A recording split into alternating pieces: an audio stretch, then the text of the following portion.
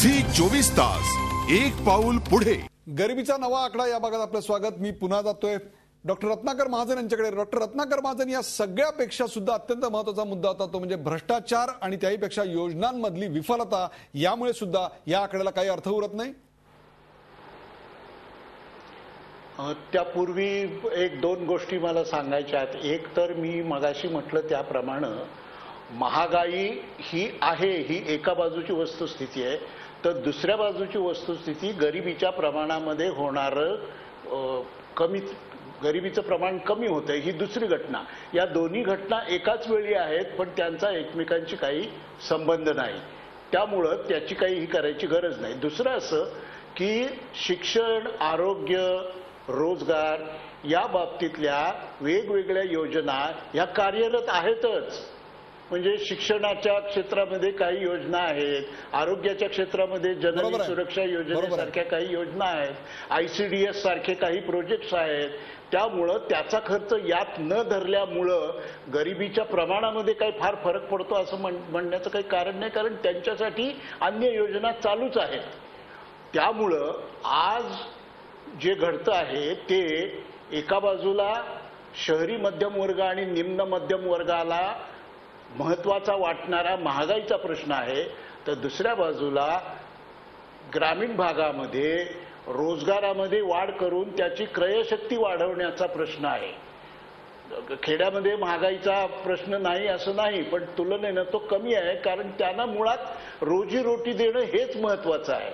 पण त्या बाबतीत सुद्धा अनेक वेळेला डिस्टॉर्टेड पिक्चर आपल्या समोर येऊ शकतं। म्हणजे एखादा शेतमजूर एक दिवस शेतावर गेला नाही किंवा आठवडाभर शेतावर मजुरीला गेला नाही, याचा अर्थ त्याला इतरत्र कुठेतरी मजुरी मिळालीच असते असंही नाही।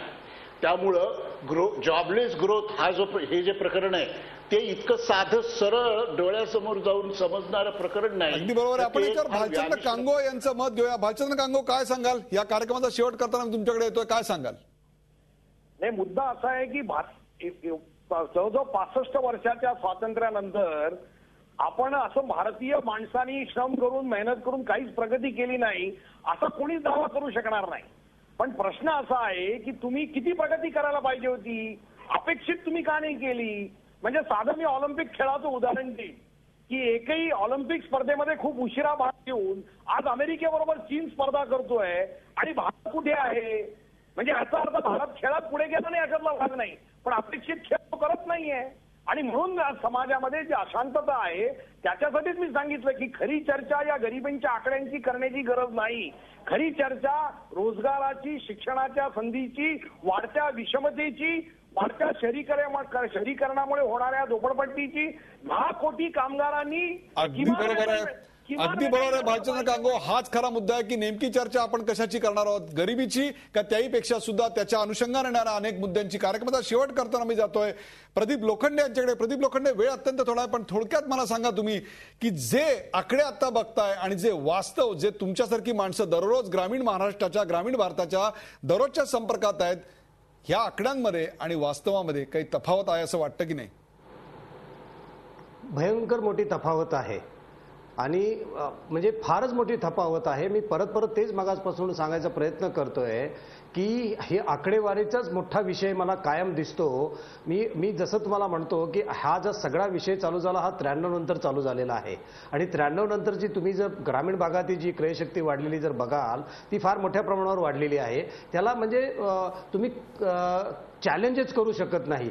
आता हा विषय कुठे येतो, म्हणजे काही ठिकाणी तुम्हाला 1 रुपयामध्ये राईस मिळतो, 30 किलो जर महिन्याला मिळाला तुम्हाला तर तुम्ही काहीच करत नाही।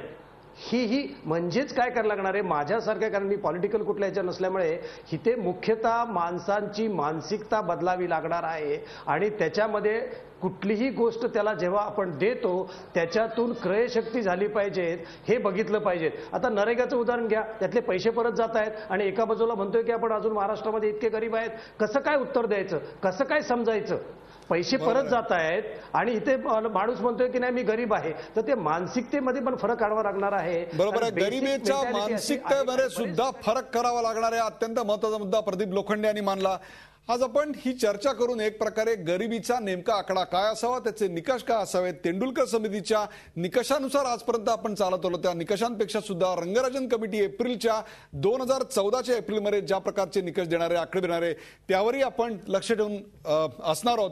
परंतु सध्या तरी या गरिबीच्या आकड्यांमधली जेव्हा घ्यायचं असतं आणि जेव्हा द्यायचं असतं त्या दोघांमधली तफावत आपल्याला आज आम्ही आपल्या समोर मांडली. हा कार्यक्रम आपल्याला कसा वाटला हे आम्हाला जरूर कळवा. आजच्या कार्यक्रमात सहभागी झाल्याबद्दल सर्व मान्यवरांचे आभार. ताज्या बातम्यांसाठी पाहत राहा झी 24 तास एक पाऊल पुढे. झी 24 तास एक पाऊल पुढे.